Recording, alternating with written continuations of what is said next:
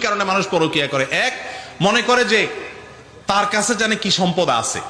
নবী করিম সাল্লাল্লাহু আলাইহি সাল্লাম বলেছেন স্পষ্টভাবে, নারী হোক আর পুরুষ হোক, তুমি অন্য যাকে অনেক বেশি সুখী হবে মনে হচ্ছে তার সাথে, তোমার স্ত্রীর কাছে যা আছে, তোমার স্বামীর কাছে যা আছে, তার কাছেও তা আছে, অতিরিক্ত কোনো কিছুই নেই।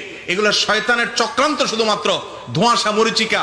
দেখতে মনে হয় কি জানি কি, তার সাথে তুমি সংসার করো, কয়দিন পরে মনে হয় মাটি সেম। মানুষের পার্সোনালিটি, ব্যক্তিত্বটা মূল। আর দ্বিতীয়ত, অনেক সময় মানুষ পরকীয়া করে যে স্বামীর এই জিনিসটা ভালো লাগে না, খেস করে, বউটার হয়তো রান্নাটা ভালো না বা এই সমস্যাটা আছে, এই জন্য সে অন্য মহিলা আসক্ত হয়। তাদের জন্য নবী করিম সাল্লাল্লাহু আলাইহি ওয়াসাল্লামের আরেকটা হাদিস আছে, তিনি বলেছেন যে তুমি যদি তোমার স্ত্রীর, তোমার স্বামীর কোনো একটা জিনিস খারাপ লাগে তোমার কাছে, তুমি চিন্তা করো, দেখবা তার বহুত ভালো গুণ আছে। পৃথিবীতে এমন কোনো মানুষ আল্লাহ সৃষ্টি করেন নাই যে শুধুই দোষ, কোনো গুণ নাই। এমন কোনো মানুষ আছে?